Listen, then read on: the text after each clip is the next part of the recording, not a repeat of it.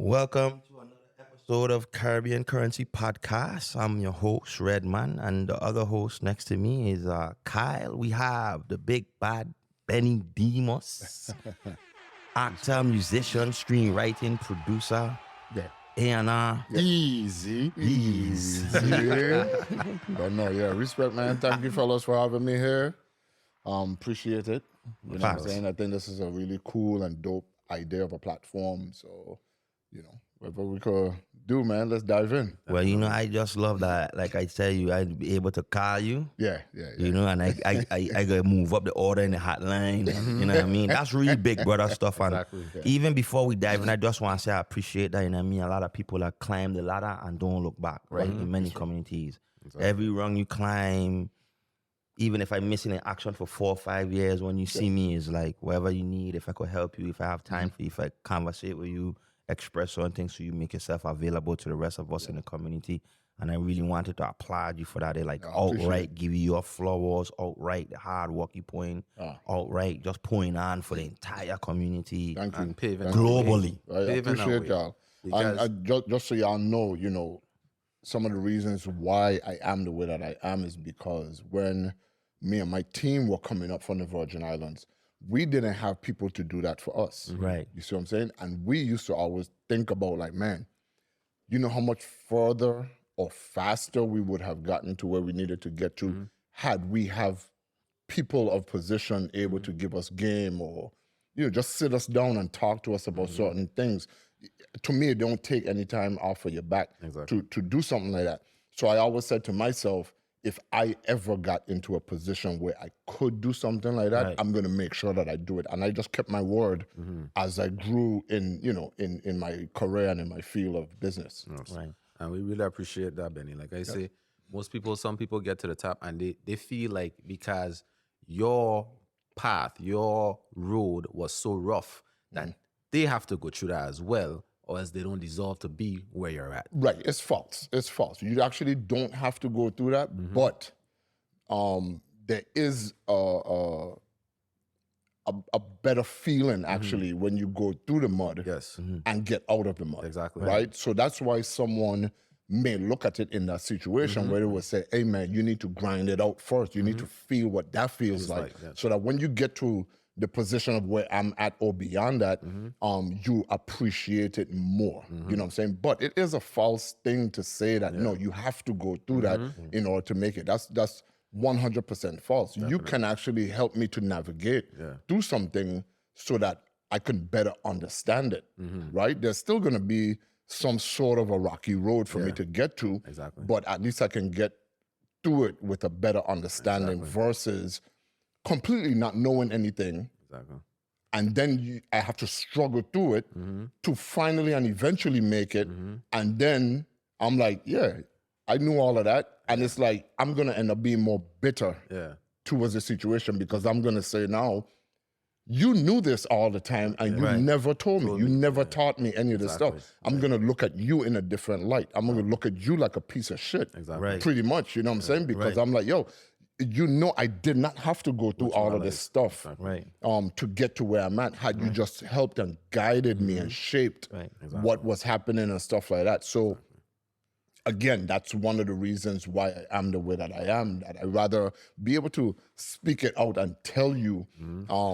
And I think it's coming from me. It's a lot more respected by so many people because they know what I've been through, what me and my team have been through. So now when I open my mouth to speak, everybody's like, yo, first of all, let me listen because I know what he went through. And second of all, we know we ain't gonna get him all the time. Because Benny D is like the ghost. Everybody hear about me, but you don't get to see me, right? Because I always on the move somewhere. And that's why we're so fortunate, we're so grateful that you would even take time out of your busy schedule to just bless us with busy schedule. The other day you were in Qatar. I watched you on a stage in Qatar with the mask on doing the Benny Demo show. There's some people calling it a show. I call it the Benny Demo show. What that mask is? It's a mask that I could lend it. You sure can. Need that mask in the club, Yeah, you know what I'm saying? You were rocking masks before it was cool. Yeah, it's going to get you a lot of attention, some unwanted, Oh, no, some that you then do want, you know what I'm don't want saying? them ask. But But hey, you said something, and you say this all the time. Every time when I speak to you, when I see you speak to other people that are really stick out to me, because you're an accomplished person by yourself. appreciate it. Like when we just talking about just Benny alone, Yes. you carry weight. Yeah. But you always mentioning the team, Yes. me and my team, Yeah. point out for the team. That's something I take from you when I decided to dabble in your arena and start to learn the game and call you and ask you a million questions. It's like, yo, how you to do this, or what would you do with this, or how would you handle this artist or this situation? You always the team player. You know what I mean? Like, how are they even like? Who's the team? Well, first of all, in one way or another, it all started out with you as an individual, Right. But then at some point, you meet up or link up with like-minded people. Right. So when I met my like-minded crew, in which is Ver Simmons, Rock City, as in Timothy and Tehran, Right.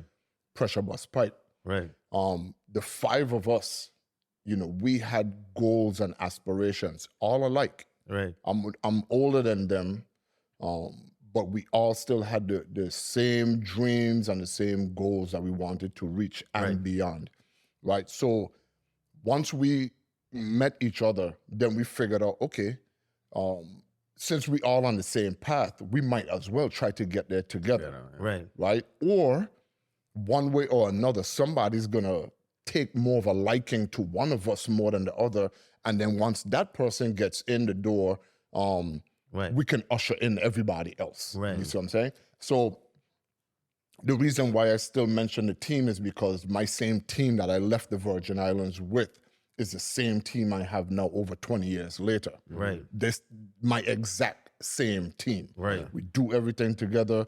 Our kids know each other. We vacation together. We have dinners together. We do the exact same things right now. Celebrate the important moments together. But we also struggled together. You see what I'm saying? So let's not forget when we're talking about all the celebrations, let's not forget the amount of years that we all struggled. Let's not forget the amount of years where people have came in and tried to even separate us. Right.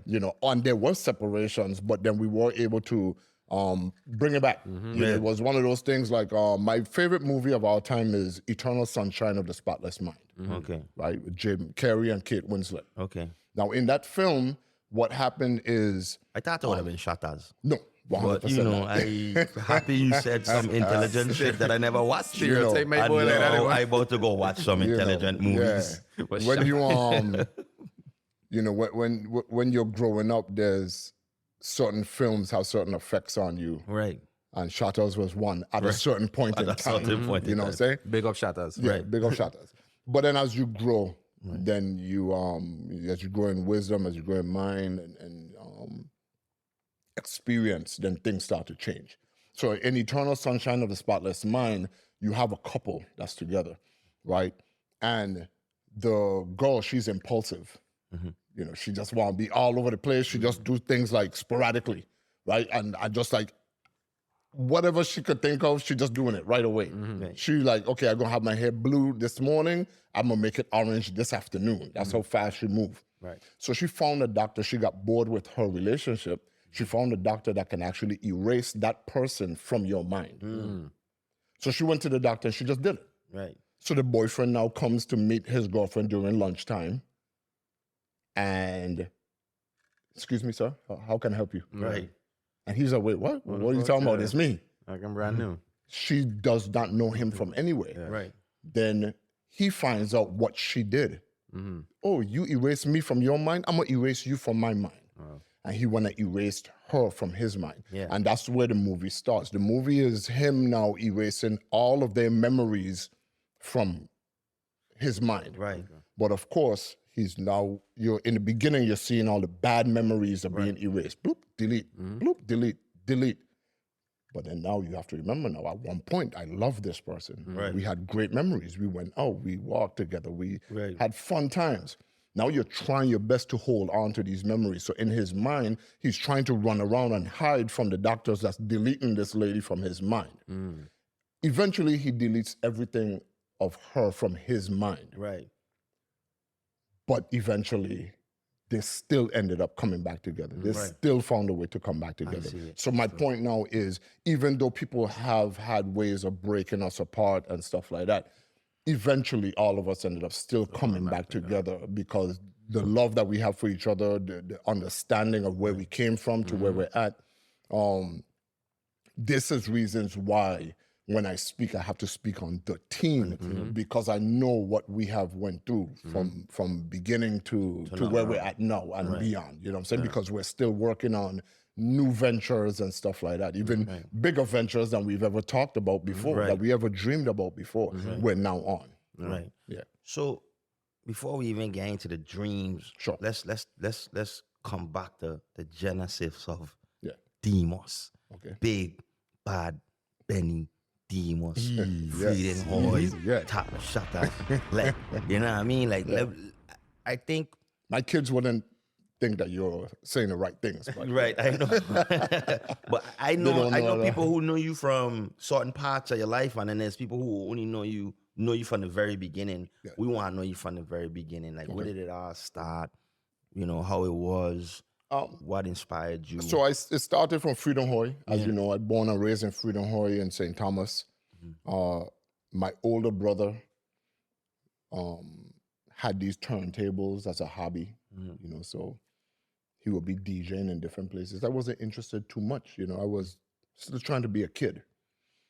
So I started venturing into other things. I wanted to showcase my memory, showcase my talent, so I decided to get into doing plays, right? At that point in time, I'm in 2nd grade. I don't even know that you call this thing acting. I had no clue, right? An art. I just want to go out there and perform Anansi the Spider, Right. And there was a big showcase that they would have at EBO school, elementary school, and you know, I did that, performed very well. You went to EBO? I went to EBO, 100%. With the vomit collar shots? Yeah, I wore yellow shirt and khaki pants, 100%. All day. Shout out EBO. I our country. I'm not shouting out EBO. Our country, EBO. I'm sorry, but good for you. Continue, sir. So, you know, at that time, I didn't know I was on the cusp of, you know, going into this new thing. I had no clue what was in store for me or how things were going to go. But as time went on, I moved into the 3rd grade and I wanted something more. And my teacher decided to volunteer me, I would say, for the school Prince and Princess competition.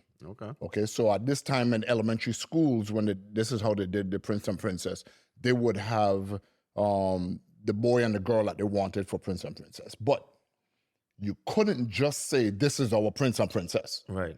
You actually had to put on a competition in your school, and then that person, they would win, and whatever is the case. So they already knew who they wanted to represent the school.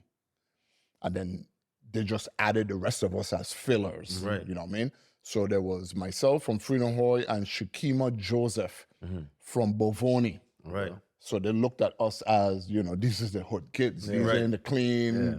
We know for sure they ain't doing nothing. But by the time we went through the competition of the school, it was just undeniable of what we could do. And we ended up we won as a representation for EBO school to represent for the competition of Prince and Princess for Carnival, 1986.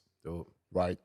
And by the time we got to that competition, there was, here we go again. Right. There was another set of people, Sparkle Daly.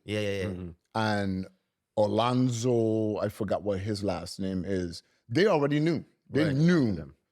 At that time, I didn't understand the politics behind, you know, Prince and Princess. Prince and Princess had politics. Yeah, we had no clue. We had no clue there were politics behind it. And at that time, they would do 2 different sections. There was a whole your swimwear, evening wear, all that type of stuff that was done at CAHS High School. And then you will go to Lionel Roberts Stadium to do the main talent performance part. And then that's when they will call as to who won as the Prince and Princess. So me and Shakima did our thing all the way through. Frankie was our chaperone. Yeah. And Champagne was the chaperone for Sparkle Daily and them. Yeah. So again, the politics that we didn't know about was, it had nothing to do with us. Right. It was all about Champagne and Frankie. Right. You know what I'm saying? Right. And which is still the same way that it is now Right. when it comes to Queen Show and stuff like that. Right. Whoever is their chaperone, that's really the competition. You know what I'm saying? And then, of course, when it came to the talent show night, and then they announced the winner, and the winner is Brian Bolai and Shakima Joseph, in which my government is Brian Bolai, right? They what's the first thing they call up? What, the second runner-up, third runner-up? What did they say after you win? Oh God, that's so long ago. It's a cheat. Definitely. They had to be a like cheat. default. Definitely. It's a cheat. I don't think that was not. If I didn't win, it would have been a cheat. Yeah, It's a cheat. How can they win? Because these supposed to win. Right. It's a cheat. Oh man. And then they were let to be known that, and again, I made mention that there were two sides of it, from Charlotte Amali and then over to Lionel Roberts Stadium. Right. They were let known that, hey, even if we went to just the Charlotte Amali portion of it, these kids had already light years ahead of everybody else. So that's where we were. So again, this is me breaking out into the talent side of things. Again, I'm just being creative. I'm just being a kid. I really don't know what's happening. Again, my brother have these things inside of our bedroom that just keep spinning around, and I don't know what it is, but I ain't ready for that yet. Move forward after Prince and Princess, 4th grade. Now I'm feeling like, okay, I need to get into something else, because the Prince and Princess thing is only for 1 year, and then you're gone. That's it. You're done. I ain't too big to be a prince. You know what I'm saying? You know, even though I still want to wear a cape for Carnival one year or 2 years, and you know, allow people to bow to me and everything. Right. We won't talk about that eccentric side of it. Yeah, you know what I'm saying? We'll get there. But 4th grade comes around now, and I decide, hey, maybe it's time for me to start getting into other things. And now my curiosity is really getting to, hey, how does my brother put this needle onto this record thing and it have sound coming out of it? How does he do that? Right. Even to just grab it and place it. How does he do that? How does he know where to put the record, the needle? Right. So I start saying, hey man, I want to start learning. That's 1987. I'm 10 years old. Right. And I'm like, I want to start learning how to do that. Right. And then of course my best friend in the neighborhood, Leonard Mills, he's in the band. Right. Playing saxophone, and he's like, yo, you should join the band. And I'm like, yeah, I want to join the band, but I want to play the drums, because my brother is a DJ, and I hear these beats, and I'm, break dancing and stuff. I want to hit the beats. But then he's like, yeah, but I play saxophone. Right. So I had to play saxophone. Okay. And I ended up played saxophone for 12 years. Nice. Yeah. Won the John Philip Sousa Award for being the best player. Wow, nobody knew that big black was a saxophone player. This is I got scholarship all the way through college for playing the sax and everything like that. Right. So, these are things that end up happening from such a young age, and I just stuck with it. But then the DJing side of things, once I start learning from my brother how to DJ, I really got good with that. Right. Now, as we come to college times, and I'm out of college, I could never afford my own saxophone. Right. So the only time I was able to play the saxophone was when I was in school. Now I'm no longer in school, there's no more saxophone. Yeah. But my brother have these turntables at the house. Still, right. You know what I'm saying? So I had to make the choice now of, are you going to try to buy a saxophone and continue that? Or are you going to come over here to these turntables and turn that into something? And I decided to shift over to the turntables, and that was it for me for the rest of my life. That was it. That was the I was just DJing. DJ Benetton. That was the creation of DJ Benetton. Yeah, DJ Benetton, and then Louis Turnbull from Insomnia Nightclub. Yeah. He wanted to put my name in the newspaper for DJing this thing that he started called a teen night. Right. And he's, what name you want in the newspaper? I said, well, DJ Benetton. He's Benetton. Yeah. No, I'm putting that in the newspaper. Right. Benny. Right. DJ Benny. I put that in the newspaper. I was like, okay. You know what I'm saying? You the boss, right? You know, and then that just ended up sticking as we went along. So. Right. That's dope. So all of this, when you say you finished college, right, and you made that transition from saxophone to turntables, right? Were you still in St. Thomas at the time, or you was stateside? Well, I was stateside when I went to college, and then you went back, and I went back home to the VI to St. Thomas. Yeah, and that's when you got. And that's when I started going to Insomnia. The Insomnia, to the I mean, I used to DJ in the strip clubs, but you know. I was underage being in there. I don't want to say anybody names or which company I was working for to get anybody in trouble. I don't have that much strip clubs, so you know, at that time too, But you know, I was 16, but I had a beard, almost like what I have now. So they thought I was 21, right? And you know, and in the islands, ain't nobody asked, right? Well, you look the part. The only thing that they did ask is, but how come you don't drink? Right.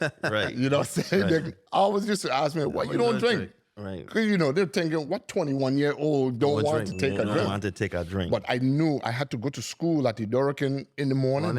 I got to get home, take my mother to work, and then go to school with my little sister. Right. And I can't be messed up in the head, talking about drinking and smoking and stuff like that. Right. You know, I had to be like, okay, I have something else to do in the morning. You know, that they don't know about. Exactly. Yeah. You know, I got to make sure I clean. That's why to this day, you still don't drink. Still don't drink. Still don't smoke. Yeah, that's such a like that's crazy. We from the islands. You can't get into heaven without drinking. Yeah, you got to drink wine at communion. I actually have no idea what that stuff tastes like. Right. None. Yeah, man. And that's crazy because I'm pretty sure in the circles that you ramp in, drinking is such a norm that you have to have a different level of willpower to be like, nah, I good. Sure. Nah, I good. To do that all your life. Well, you know, at the same notion, keep in mind, Rock City didn't drink or smoke. Right.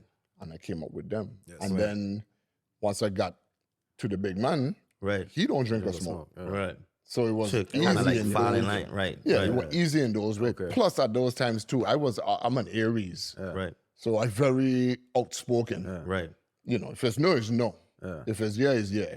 You know what I'm saying? So when I was like, Ben, you want to drink? No. No, exactly. That's what it is. You can't come on, man. It's your birthday. It's my birthday. You can't do that to me. Nah, it ain't working. Right. Ain't working. When what was the moment for you that made you and the other people pressure RCT for someone say, okay, we're going, all right, we know we're talented home, but we taking our talents to South Beach. You know what I mean? Quote unquote, right? That was me. You made that decision. You was like, okay, well, how did that come? So be real quick, before we go there, can we get to where you guys met? Like, how did you even like stumble across? Guy, you from Freedom Hall in the country. These man from housing. Yeah. You went Ken. Yeah. These man went Charlotte. Yeah. So it's like, and I'm older than them. And you older than them. I was out of college when they were still in 10th grade. Exactly. I met them in 10th grade. Was Simmons Ali? Yeah. Right. Exactly. So everybody from different spectrums of the island. Yeah. And where we from, we pretty much hang with who we grew up with. Right. So that in itself was a barrier that was broken for you guys to connect in that form. So I just wanted you to elaborate a little bit on how you guys made that connection. Great question. So I met Tehran first. Right. Because I play basketball. And there was a tournament in Dunu one year. And Tehran, like I have cousins in Dunu. Tehran have cousins in Dunu. Right. And I come up to play in the basketball tournament. He's up there with his cousins, and his cousins who knew me from being in Dunu all the time were like, yo, this is my cousin, Tehran, the man who do music, the man from in town, and whatever. We just daps in passing. That was it, pretty much. Fast forward years later, I left college. I'm now back in St. Thomas, and I'm at Insomnia nightclub. Right. Like I said, with the teen night, Louis Trumbull decided to have me as a DJ for the teen night. He wanted to do something for the teens. He wanted to do something for the youths. Right. So there's a teen night first that he started. And then he was like, yo, I want to put on a talent show. Cool. And yeah, you're going to DJ for the talent show. Right. So what we're going to do is just invite a lot of these young kids to come in and, do a showcase. Showcase their talent. Right. So of course, different artists come in. I have to spin for all of them and stuff like that. And here comes these two young boys. I was vaguely familiar with the one who I met the one time up in Dunu and their dad. And they came to me, but I had to bring me their music. Right. So what happened is they came with CDs. We were doing CDs at the time. And at that time, they were rapping over other people's beats. Right. They didn't have a producer of their own at the time. Right. So I'm looking at the CDs. They had like 3 or 4 songs, instrumentals, of course. And I'm looking at it like, oh, okay, this beat can mix with this beat, and this beat can mix with this beat. So I tell them, hey, listen, when it's y'all turn to go up, just keep going. They were like, okay. You know, they get on stage and they start performing. First record. Before the first record can finish, I'm mixing in the second record. Right. And they just like, okay. And they just keep moving. You know what I'm saying? Gone into the next song. Boom, gone into the next song. You know what I mean? So when they were finished now, Kibo, their dad, you know. Rest in peace to Kibo, man. Legend. You know what I'm saying? Kibo. For sure. Kibo come to me now and he said, man, yo, I love what you just now did for the guys. And, you know, we always been looking for our own DJ. You want to be our DJ? Keep in mind, at that time, I out of college and everything, you know, but I still, for whatever reason, didn't correlate Jam Master J being the DJ for Run DMC. For Run DMC. Yeah. Jazzy Jeff being the DJ for Fresh Prince. Right. I ain't put those two together. Right. So when they asking me if I want to be their DJ, I'm like, yeah. But I don't really know what it is we talking about. Right. You know what I'm saying? Because I ain't sure what it is. How do you be somebody's DJ? Yeah, right. I'm the DJ for this club. Yeah. Right. I rocking out to thousands of people every weekend. Right. I don't know what you mean by, you know, be our DJ, but I go in with the flow. Right. You know, I home from college, you know, no more college basketball dreams, none of that no more. I hear now, let me invest in this. Yeah. And once that happened, then they were like, yo, come down to the house. Right. Which is in housing. Come down to the apartment. Up the side. At that time too, I was writing, I was rapping, doing all of that. I had all my copybooks full of stuff too, and they got copybooks full of stuff too. And, you know, I come to the house and we all just start sessions. We just start throwing on beats and we all rapping and all kind of stuff like that. And then they start like, yo, we got some other friends that do this here too. Right. In which is Vor Simmons and Pressure Bus Pipe. Right. Right. And then, of course, an extension to that, they had Iggy, who was part of the group Too Extreme with, there was a singing group, so there was Two Equip, which is Timothy and Tehran, and then I joined in. Right. And then there was Too Extreme, in which was Tehran, Verse, Pressure, and Iggy. Right. They did straight R&B stuff. Right. They would go around to like, during Valentine's, their student friends could pay them to go to their girlfriend's house. Right. And it's funny you mentioned that because I remember like living through the group Too Extreme. I remember being there with them like, yo, like we could all sing. They would come out and sing songs by like Boys to Men. I never know like, you know, you was the DJ behind it. But Valentine's Day, they would like you could pay them to go and sing to your Valentine they will give $1, them a rose. $2. Yeah, give them it's a rose crazy. But let me tell you, people was all over Too Extreme. I know. Right. So and they were very popular. So it was a big thing that you would be able to have them come to your girlfriend's house to sing for her. You know what I'm saying? So this is something that was happening. And these were the two different sides that we had with all of us, right? And of course, I older, they're in 10th grade, I driving them around everywhere, right? Because I totally invested in like this we did. Like, yo, this is a dope crew of musicians. Right. Right? But you know, with everything that you do, you see who can stand the test of time. Right. Everybody don't stand the test of time. Right. So there were other people here and there that we encountered doing music too, you know, whether they were rapping or singing and whatever is the case coming up. But the 5 of us always stayed true to what we were doing.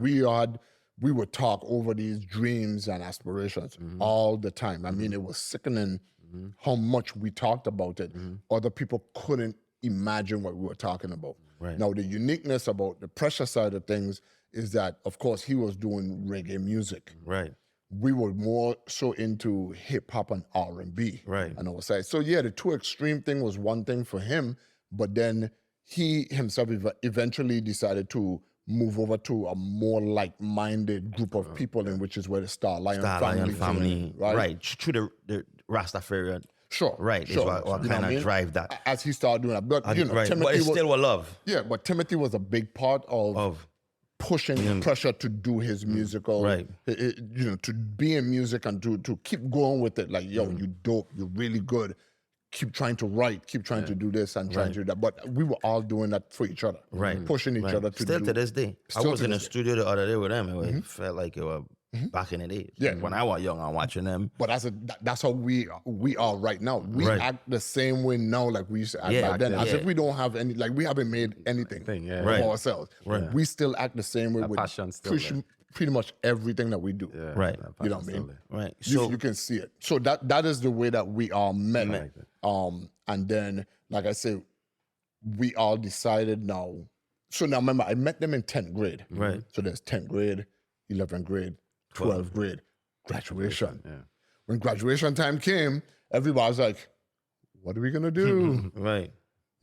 Timothy and Teron was already like, college in my, dying in my books, dying on my vision board. Yeah. Right. Right? So what are we doing? Right. And I was like, yo, fellas, listen, man. If we really think we're as good as we think we are, right, we need to take it to America and see if we could make it there. Yeah. That's a big jump. It's a very big jump. Especially back then. Ain't like, no, people come to America, we well established up here, we have a deep community up here. Back then, it was like... Nobody. Yeah, there was nobody. There was no, like... There was nobody.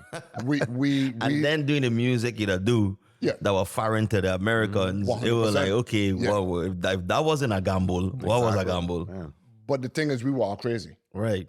We were all crazy. Yeah. It's a hint of being crazy. Yeah. Right. Right? Because no sane person would do that. Exactly. When you think about it, if my daughters right now would tell me, when I graduate, I'm going to just go over here, I would be like, are you crazy? Yeah. Right. First of all, me and your mom is coming over there with you to see where you live in, what type of car you're going to be driving, who around you. Yeah. We would never allow our kids to do what we did. Facts. You see what I'm saying? So when you talk about taking a chance or taking a gamble, there had to be some hint of craziness and some hint of rebellion from us for us to be able to do something like that. Right. You know what I mean? And we were able to do it, and it was a struggle, but here we are.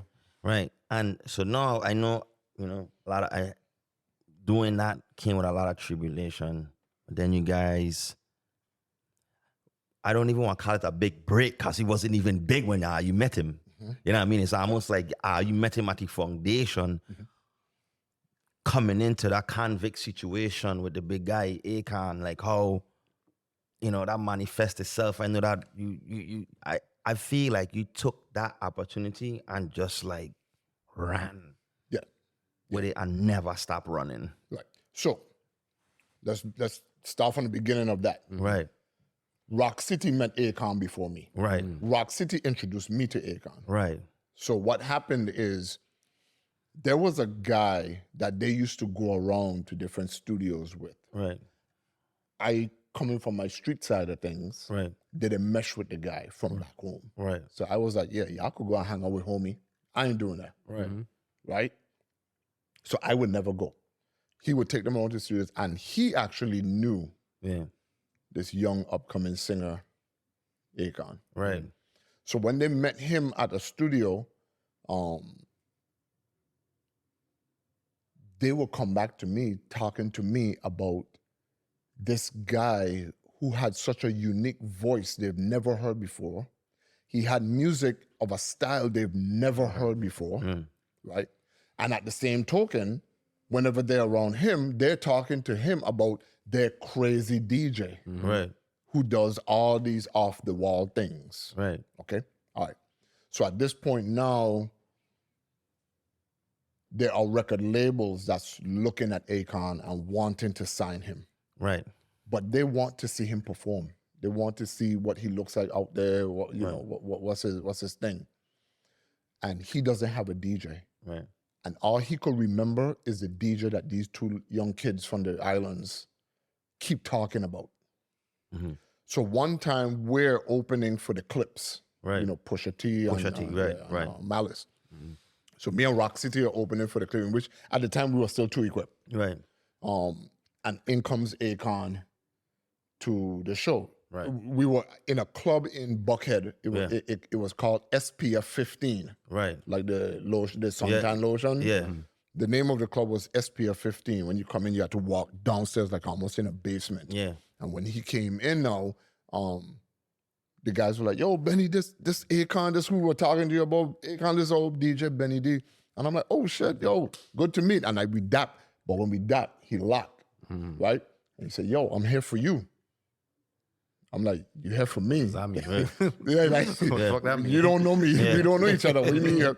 He said, yo, just. How you tell an island man? Yeah, I know. I'm here for you. I'm here for you. Wow. You here for me, man. You threatened or what? Right? So he said, yo, go do your show, and when you finish, come back, we'll talk. Right. So, okay, cool. We go, we do our show, we come back. So when we're standing up talking to him, I'm in the middle, Timothy and Tawana at the ends of me. And he's like, yo, so I have record labels looking at me, they want to sign me, they're interested in me, but they want me to start performing, and I'm looking for a DJ. I want you to DJ for me. Mm-hmm. So I'm like, yeah, well, this is the first thing for me. When I'm pointing to Timothy and Tawana, hand squad, this is my first thing. Right. And let me tell you how, so I'm now 20 years, this is my 20th year. Yeah. DJing and being a music director for Akon. Right. So I was there from the beginning of everything to now. 20 years. 20 years. That's longevity. Right? Respect. No, really. 20 years. Here's how I almost did not become his DJ. So I tell Akon, I say, yeah, hey, listen, man. Me and the guys, we don't practice a lot. Right. So if we have practice, I can't come anywhere with you. Mind you, we don't have a show. Yeah.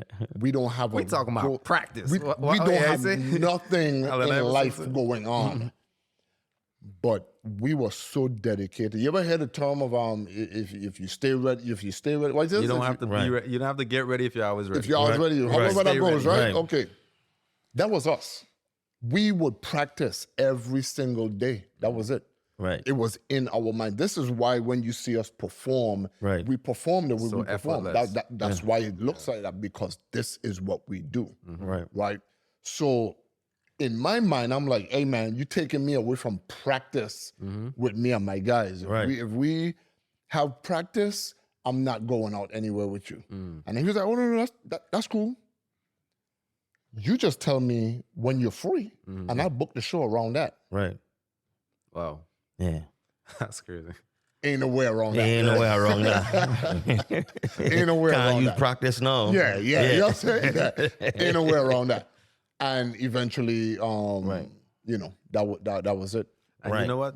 You said something earlier, right? You said in that space, all of you guys came together. You Rock City Pressure Force. And y'all said, if one of us gotta go first, we let a person go and let a person come back for the rest of us. Yeah. Right? In a world where everybody is talented in their own respects, there's a level of ego that comes with that sometimes. So for you guys to not have that level of ego to say, you know what? Oh, you going? You go and come back for us. As opposed to, why he going and me ain't going? I want to go. How come this man going? So that I just wanted to point that out. So, you know, the way things in life happen, right? You know, you can say a thing, but you really never know. Not until you actually get into the position or the situation. Right. You really just never know. All right. So here's what happened. So when I had the idea of us, hey man, y'all graduate from high school, y'all don't have nothing else going on, let's just go to America. Let's figure this thing out. Pressure at that time was with Starline and family, and they were doing really well. Right. But Pressure, of course, wanted more, and he felt the need to go to where reggae and the sound is made. Right. He went to Jamaica. Yeah. Right. Me, Rock City, and Voss Simmons, we went to Miami. Right. Voss ended up leaving and going to LA. Right. Me and Rock City decided we're going to go to Atlanta and try and see what we could have. So here's the beginning of the breakup. Right. Right. All right. So back to the Akon thing when he said, yeah, whenever you don't have practice, I'll book the shows around then. But just so you know, I'm going to be booking shows in New York. I knew about New York. I went to high school in New York for a bit, right? We be going to LA. I was like, hold on. I even get to go to LA? Right.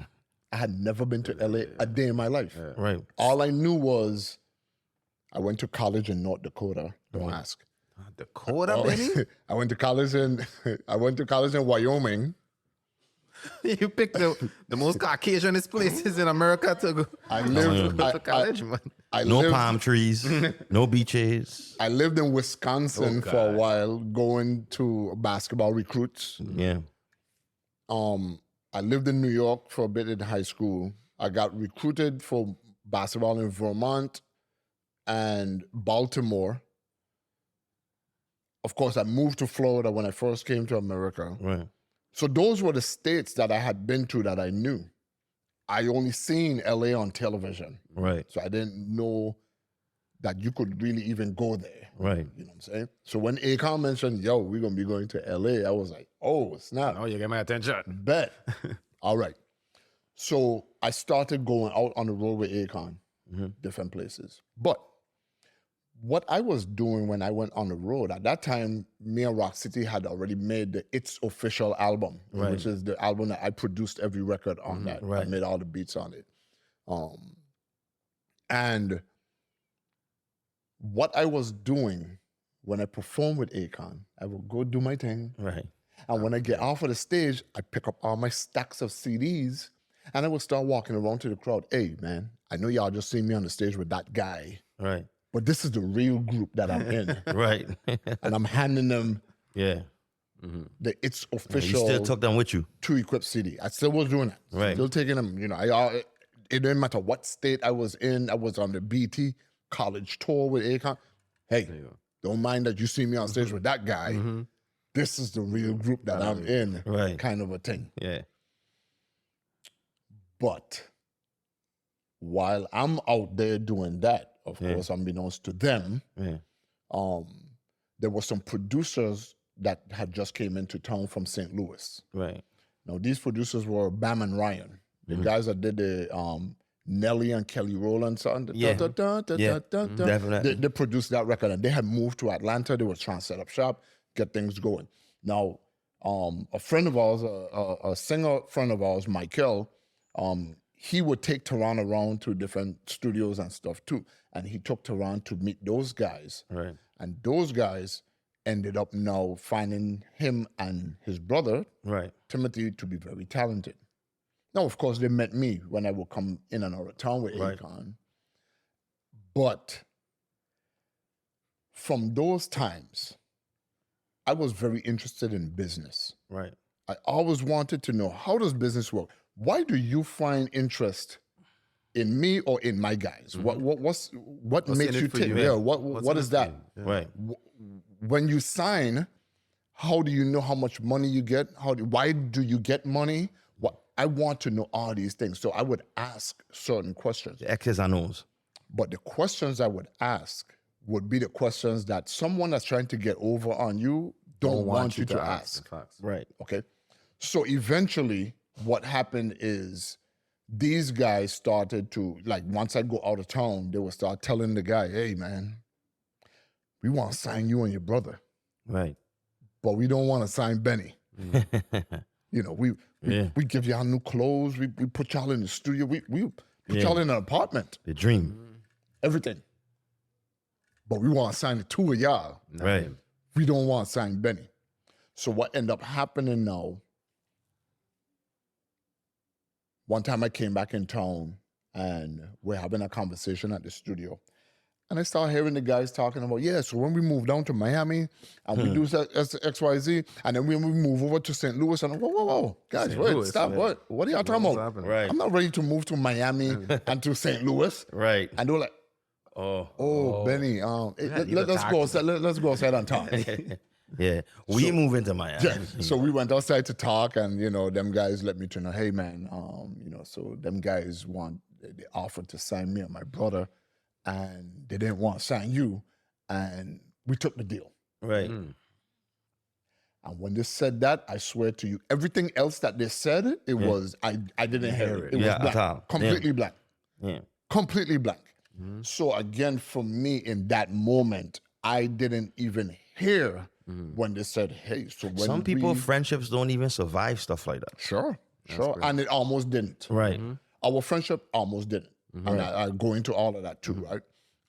So now, when this happened, I didn't even hear them saying anything about like, yeah, so, when we get to this point, we could bring you back in or whatever is the case. I didn't even hear any of that, nor did I even care at the time. Right.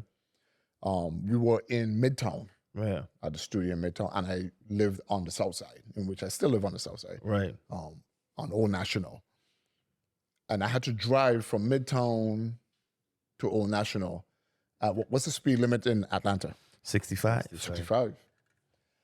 I probably drove 35 miles per hour. Damn. That's rough. With two hands on the steering wheel, in the speeding lane, staring out the window, not blinking. Right. Did you even stare 45 at miles per hour. I just drove. Yeah. Because what was happening to me in that moment, from the studio down to my house, I was reliving every single moment, every sacrifice that I did and made for us, for the team. Like handing out the CDs. Handing out CDs, or even before that. Things with my ex-girlfriend. Right. Situations with us. Yeah. Hey, this isn't good for what I'm doing. Yeah. Right. You gotta get in line, or you gotta move on. Or this was my sacrifices that I was making for us. And then to hear that. Yeah. Right. So it burned me up. It killed me. I swear to you, it killed me inside. Yeah. I lasted about 2 more weeks at home. Right? And when that happened, one day I came downstairs. My mother was at the house, and when I came downstairs, my mother could see it in my face. Yeah. And she was like, "You leaving?" I said, "Yeah, Ma, I leaving," because for the 2 weeks, for me to go into Kroger's, for me to go into Publix, I felt like I would see them. Yeah. Yeah. Like I didn't want to come around a corner and see the guys. I just didn't want to face them. I didn't want to see them. I was burned up. I was angry. Yeah. I was, just depressed. I would say, like I was burnt up inside, right? Yeah. So I had to leave. I had to leave Atlanta. Okay, mind you, I've been DJing for Akon for some months now. And this is why, that's why I I just don't want want to to touch cry, on. so that's cool though. That's what I wanted to touch on. Like, we're gonna cry. you are in a good situation. I'm already some would DJing say. for Akon. Right. So, but your passion was with what you created with the these guys. guys. Yes, I didn't care nothing about Akon. I didn't care nothing about nobody else. I came from where I came from with my set of guys, and I want me and my guys to get to where we're going. That was my plan. That was the plan the whole time. Exactly what you're seeing now was always the plan. The way we got there, I could have do without. Yeah. Right. Okay? Right. I really could have do without. Yeah. Right. All right? But it built So- you though.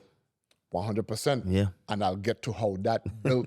And like you say, some people don't come back from things like that. But when I tell you and I explain to you the way I'm built, Right. it's almost like you're going to have a different Right. outlook on me or a different respect for me. Right. So I told my mother in those 2 weeks, I leaving. Call my best friend in New York. Remember I told you I went to high school in New York. I had a best friend up there. I went and moved in with him. I scraped up money, got on the Greyhound bus, and drove to New York. It was about 30 hours? 23. 23, I know, yeah. 23, Just about. Because all 25. it stops, all Oh, of yeah. yeah. I've been on them Peter Pans, man. Yeah. I'm a long removed from that life. Wait. Listen, we're Greyhound brothers right here. Right. Listen, when you've been on the Greyhound, there's an understanding. You probably want it for different reasons. That's why. Regardless of what reason, I was on it. We were on the Greyhound bus. And listen, I would not wish the Greyhound bus on anybody. Understand that was on spirit, bro. Okay. For real. Listen, God. Horrible. Everybody's on that bus. Everybody. Anybody that could, just like I said, scrape up the money. Anybody who could scrape up the money, they're on that bus. Okay? I gone to New York now. So I just left Akon. Yeah. Again, I didn't care. Kentucky? So you didn't go to New York for that opportunity with Akon. You took out. I just left. Wow. So that wasn't even in the cards. Like, hey, Akon, we going to New York together. I left. Oh wow. Yeah. So you left your good situation because you didn't even want to be around that environment where the situation that you wanted was taken from you. I was gone. This happened in November of 2003. Yeah. I had just met Akon in February or March of 2003. So we just met. He eventually got signed that summer. He put out his first single in November. So I'm leaving just at that point. Right. His first single was Belly Dancer. Right. And that joint went fast. I don't even know that song. No. Okay. That's all you're going to know. 2 seconds. I left Atlanta and I went to New York. Gone to my best friend's house. I don't have a plan. I don't know what I want to do in life. I don't know anything. But once Akon had got signed, of course, I met all the people at Universal and everything like that he was signed to. So once I got to New York and I was able to breathe a little bit, I called up some of my friends because remember, I'm a producer. Right. So I called up some of my friends at Universal and I said, hey man, I'm in New York, I'm living here now. And I got beats. Oh man, Benny D, yes, come through. Gave me the address, took the train, got down to the building for Universal and everything. Came up to the building. So this is November I left, December. This is January by this point now. Come down to Universal, up in the elevator. This is how crazy life is, So in the Universal building, once you come out the elevator, you could go on either side, whether left or right. I had to come to the left to meet my guy. But when you come there, it's a glass door. It's a glass door on both sides. Right. But this glass door is closer to where his office is. If you got to go through this side, it's like the whole building. The whole building, right. Come to this glass door. He doesn't have his pass key to swipe and open the door. Right. So he's like, hey, Benny, talking to me through the window, through the glass. You're going to have to go around the other way and walk around the building. Yeah. And I'm like, yo. Yeah. Okay, cool. So I go to the other side now to walk through the hallway around the whole building to get back over to where he's at. So as you're walking down through the halls, if you're walking through a hallway and there's doors, the doors going down. Yeah. If doors are open, naturally, your natural thing gonna be to, look in, walking, look in, wherever. I look into one of the doors on my left, and I see a guy sitting on a couch like this. Oh, of course, You don't know. That's Rockman posture right there for sure. Well, yeah. That's African's posture. Because when I look inside of the room, I see Akon sitting on a couch. Jesus. And Akon, Benny? Akon, who you just leave?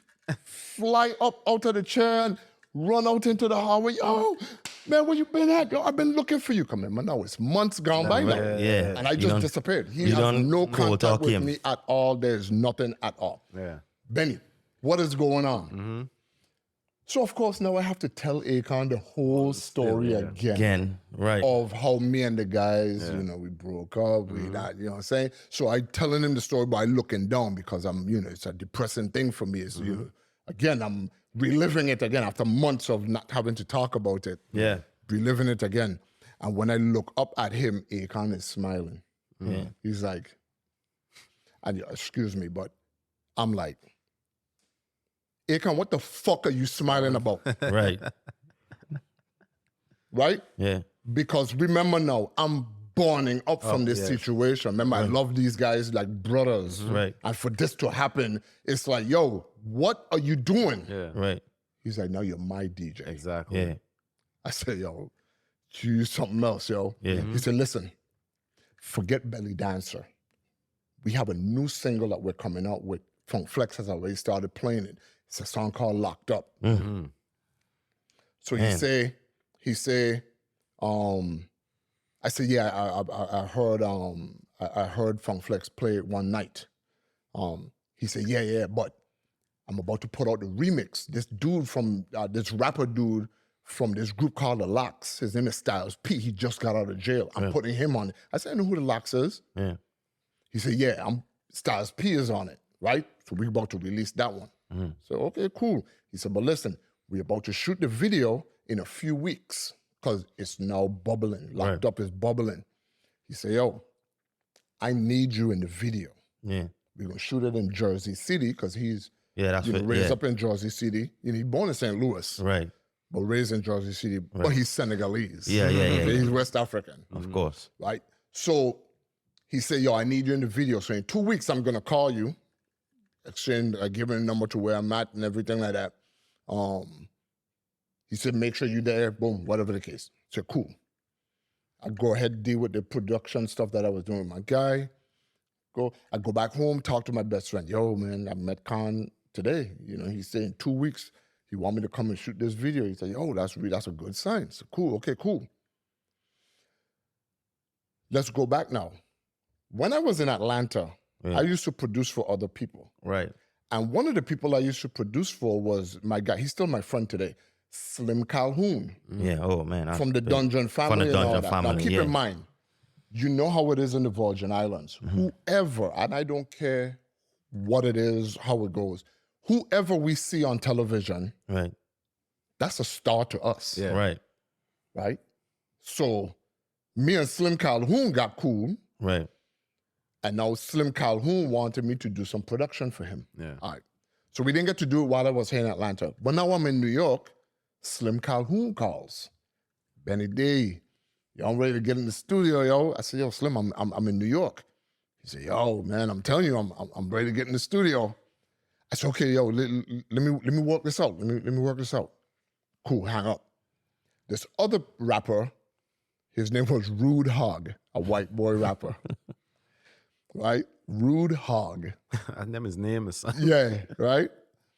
He calls and he's like, yo, Benny, man, I'm ready. I want to get in the studio. Mind, these guys are paying me Right. for my production and stuff like that. So I said, yo, this must be a sign.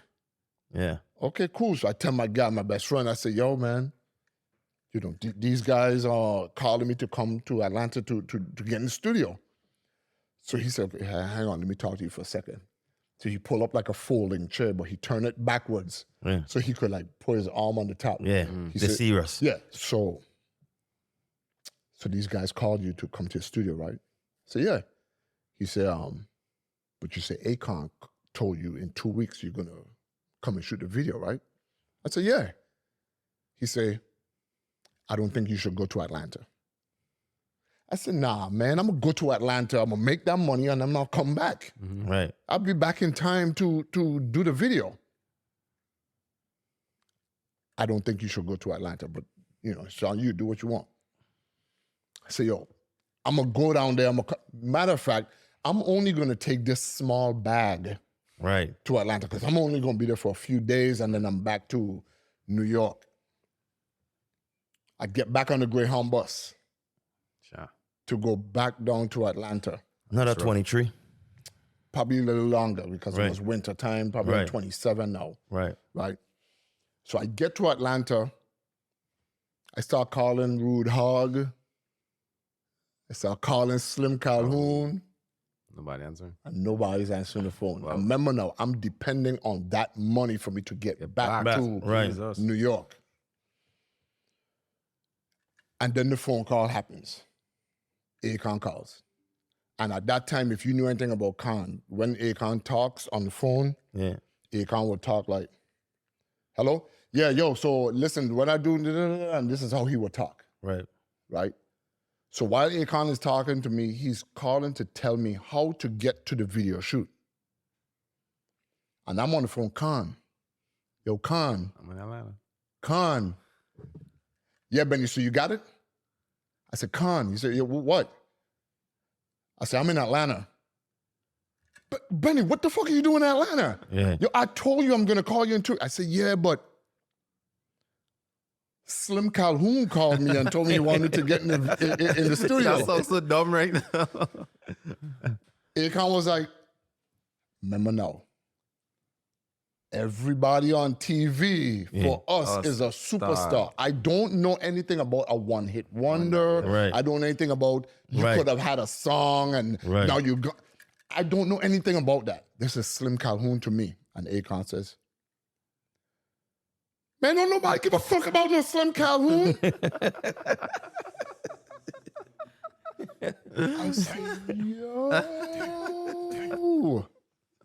How can he say that? You know what I'm saying? Like, you gotta remember, this is Slim Calhoun. Was in the video with Andre, it was Slim Calhoun for me too. Dungeon Family were my crew. So it was Slim Calhoun for me too. Dungeon Family is my guys. Yeah, that's All of my them guy. are my guys. You know, they wanted to sign me in Rock City before these guys came into the play. Right. Rico Wade and them guys were like, they were Virgin Islands out. They had a big VI flag in the studio, everything. Yeah.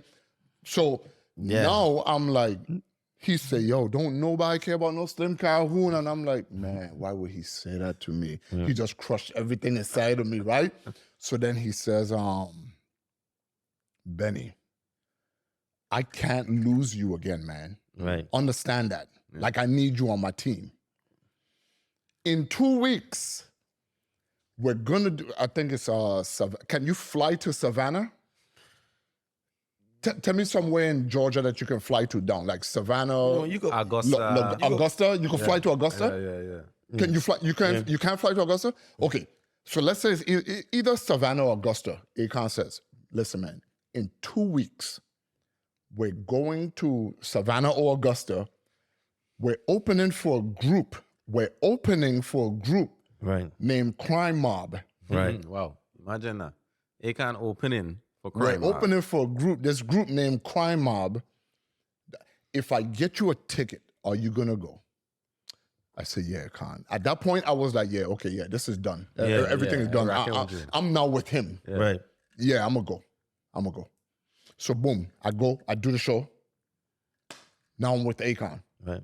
In my mind now, I'm still saying, whatever I do, no matter what I do, I have to represent for the Virgin Islands because now it's just me. Yeah. There's no longer me and the guys anymore. It's just me. So we start doing shows like Soul Train, MTV, TRL, 106 and Park, all these things we start doing. Yeah. Because Akon is now the new thing with this locked up record. Yeah. I wearing Jam Band t-shirts. Yes, sir. On TRL, I wear a Jam Band t-shirt. People were going crazy for that. They were like, yo, we got some dude on MTV wearing a Jam Band t-shirt. They didn't know what me because they didn't know me and Rock City had broke up. Yeah. Right. On Soul Train, I wear a Summer League jersey, Mario Kane's Summer League jersey on Soul Train. That's what I wore, right? So these are things that I was doing just to represent. Right, so people start saying things that the word start getting out there and whatever is the case. And I with Akon now. Right. Time going by and I get a phone call from my guy. He passed away, Glenn. And Glenn said, yo, Benny, what going on, man? I said, everything cool. You know, I just said, well, I was going to the movie. We were actually going to the movies that night. Me and Akon and the rest of the team. And he said, yeah, so I hearing the guys them move back to the Virgin Islands and stuff like that. And I'm like, I don't know about that. I know they were moving to Miami and then they were moving to St. Louis. Remember the whole plan? Right? Remember, but this is months gone by now. Yeah. I remember now, Akon is now, we moving now, right? And y'all haven't spoken since? We have not spoken. We have not spoken at all. And now Akon's trajectory is like pew, Yeah. right? So he's like, yo, we are, I hear that the guys moved back to the islands. I'm like, yo, ain't no way. Yeah. Ain't no way. No, I'm telling you. They moved back to the islands and they're working jobs. So, yo, this is very Scooping ice creams. you know, I mean, sometimes you gotta do what you gotta do, Of right? course. And I couldn't believe what was happening. But then I was like, yeah, okay, yeah, but I don't care. Yeah. Mind you, inside, I'm like, man, Damn. My boys, man. What's going on? you know? Yeah. But I on this trajectory now. So our guy, Big John Whitley, John Whitley says after some time, he said, man, Benny, we don't even get to hang out anymore. This is over a year gone by now. Yeah. Yo, we didn't even get to hang out anymore. No, you know, you on this thing now. You gone. When you come back in town, let's come by and let's hang out. I said, yo, you know what? You're right. Yeah. I'll come by and check you and everything like that. Came back in town, called him. Yo, I am my way now to the house. He said, yeah, I ain't there yet, but just go to the house. I said, okay, cool. I'll meet you there. Oh, by the way, this is John. Oh, by the way, you know, the guys are at my house. What guys, John? What guys? The guys. Timothy and Tyrann. And I'm like, man, all right, man. Okay, cool. So I go to the house and, you know, we meet, we greet. It was like we had never left before. Yeah. We had never left before. Right. Right. But at the same time now, Tyrann, of course, now his mind is music because now they finished. They on their second run now. Yeah. Hey, we done got up some money. Things happen. Things didn't work out actually after like 3 months with the same guys that they had signed with. Now they're back to Atlanta and Tyrann is like, yo, man, so what's up with the music? I said, hey, check this out, fellas. We ain't gonna do that. I say, me and y'all, we not gonna do music. We could go to the movies. We could play basketball because Timothy played basketball. I said, we could do all of that.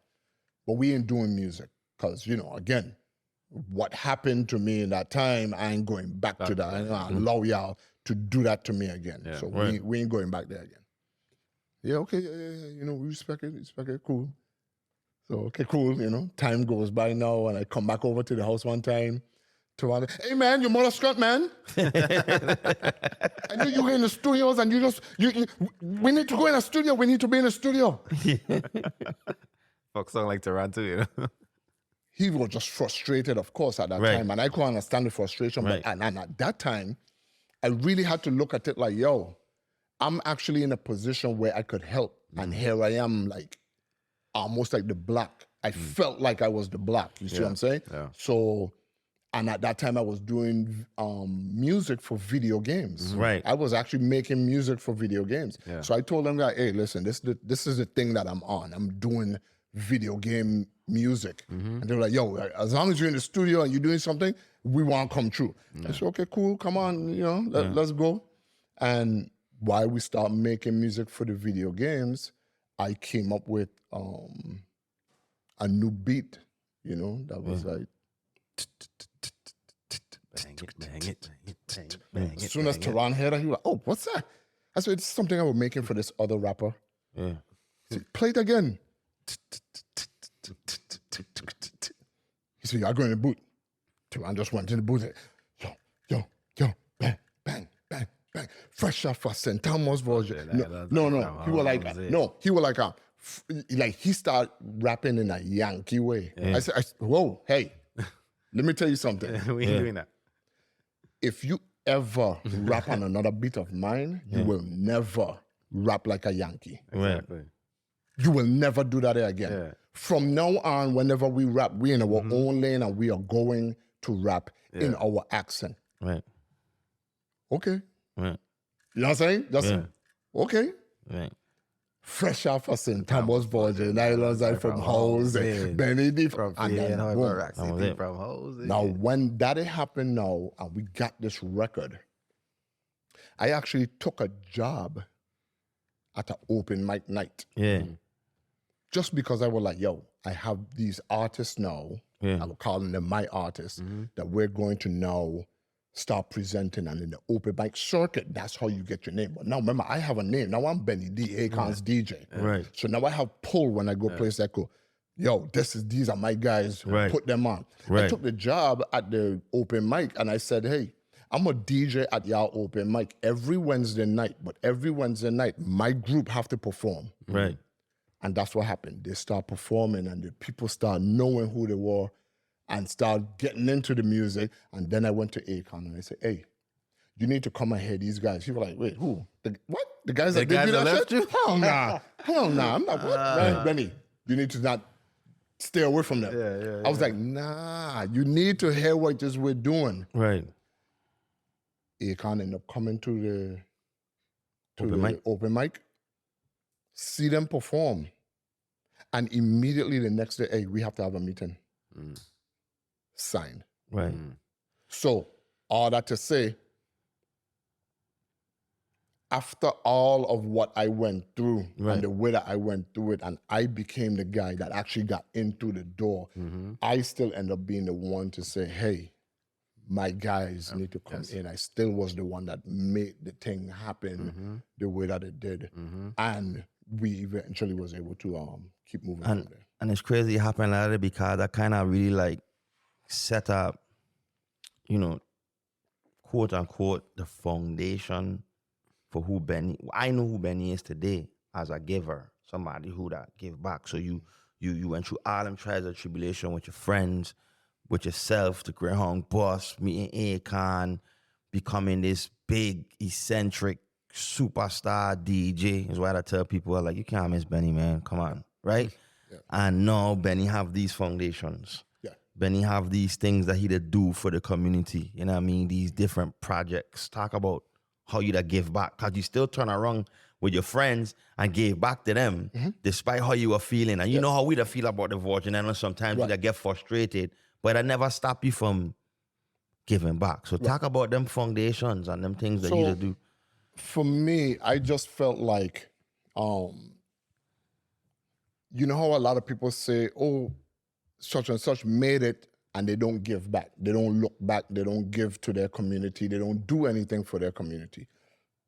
And I looked at that as a very serious thing. Right. I didn't like the way that they spoke about Tim Duncan. Right. I didn't like the way they spoke about the senators or the government in the VI. I didn't like the way they spoke about any major athlete that made something happen for themselves that was from the Virgin Islands, but they felt never did anything or don't do anything for the Virgin Islands. So I was like, man, we have to figure out how to break that, how to, you know, give in whatever type of way that we can, whether it's, you know, even by going back to the schools and talking to the kids. Right.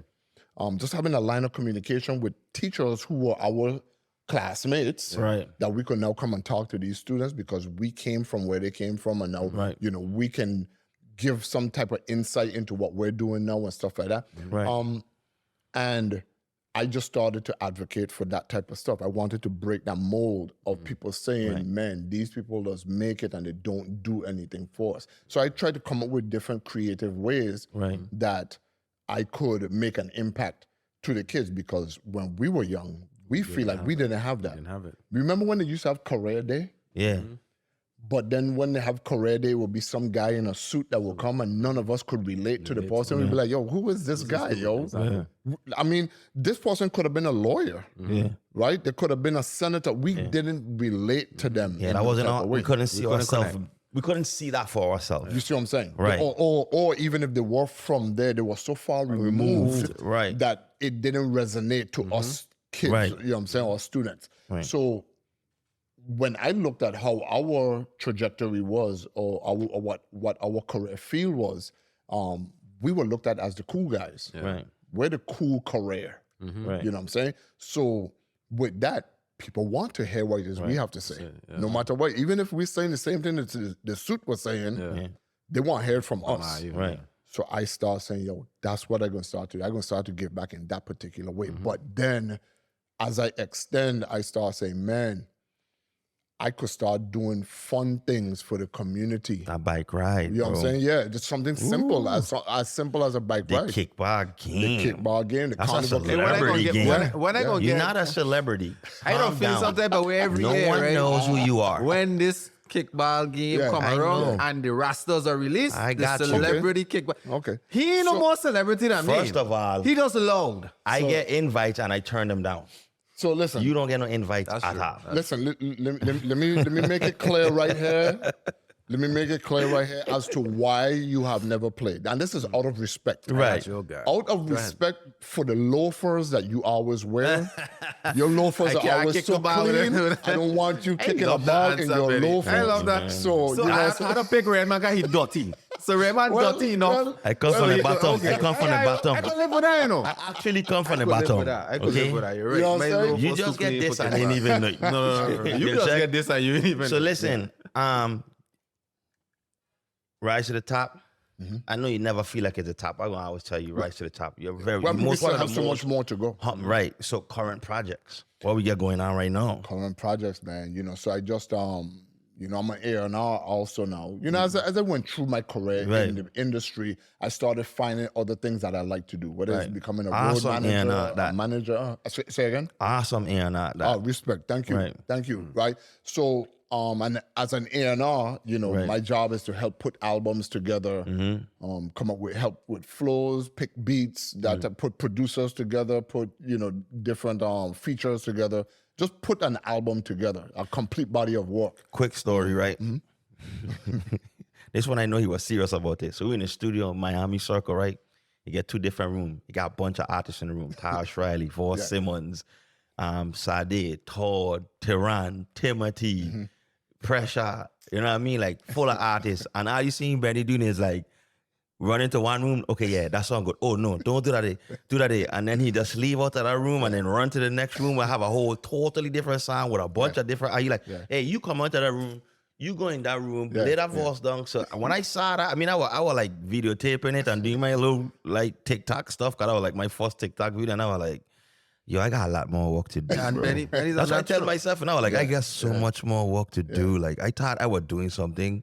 This is crazy. We thought we had a podcast with a dope set. Benny come in here and say, hey, Yeah, but change this Benny around. say, you like that setup?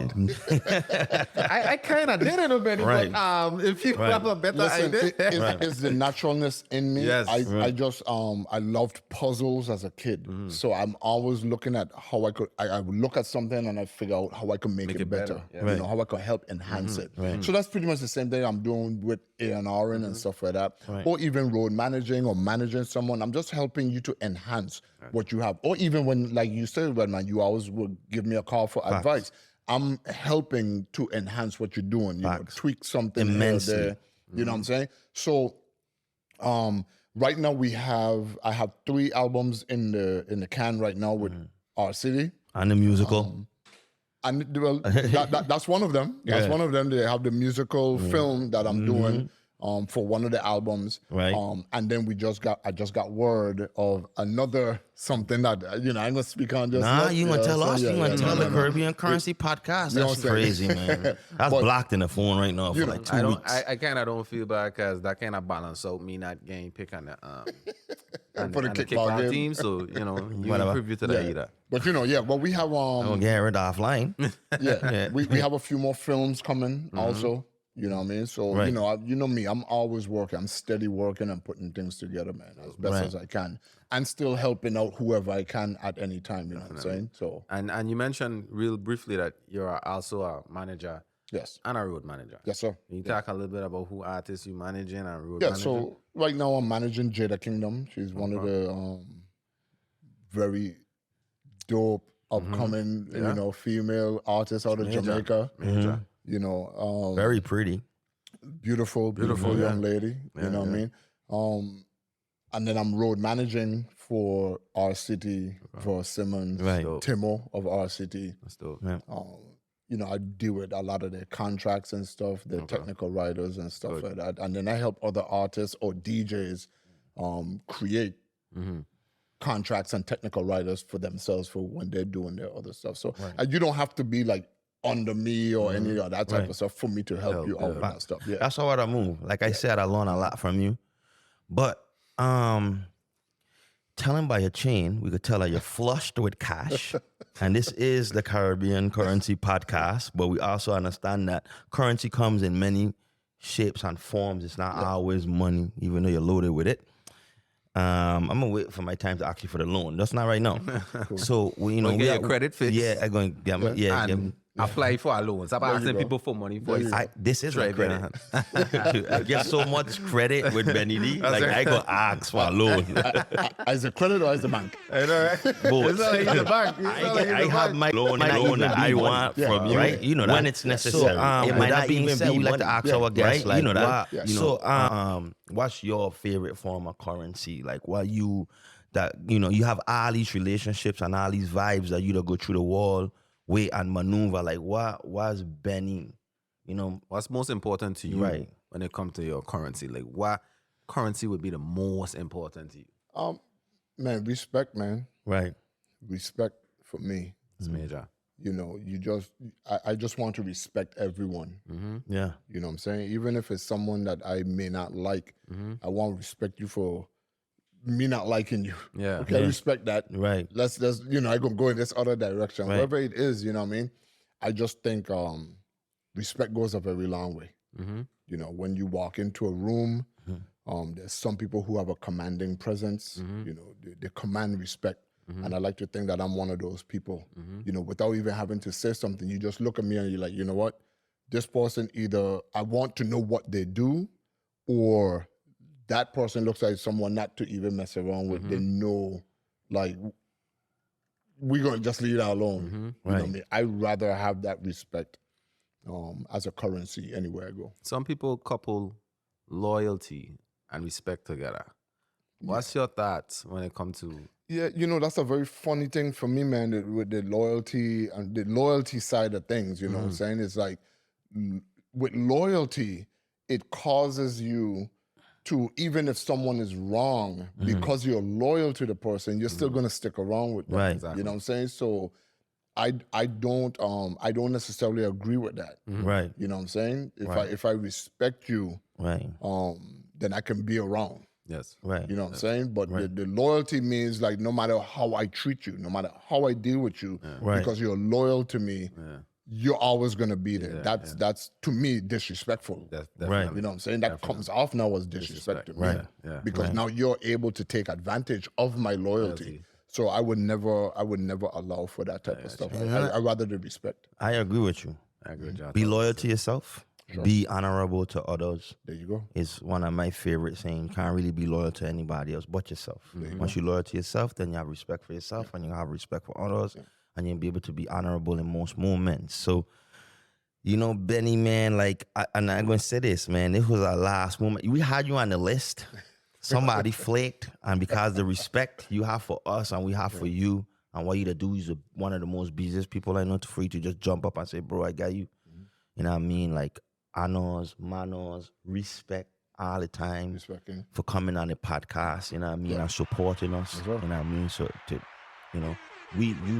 you in a sense, reaching down and pulling us up, you know what I mean? You seeing us doing something, that's like the things that we really appreciate about you. I tell you all the time, every time I speak to you, bro, I love you, you know what I mean? So, appreciate you coming on a podcast. Big bad Benny Demos from Freedom Hoy, to be exact, because there's a lot of ghetto man talk and housing man and Simmons Ali things. So I gotta remember Freedom Hoy, you know what I mean? And the rest of the VI, we don't point for the city all the time. So yeah, man, on behalf of Kyle, me, Sony, the entire team, appreciate you coming on the podcast and telling us these amazing stories. Vibes. Thank y'all so much for having me. Nothing but love and respect.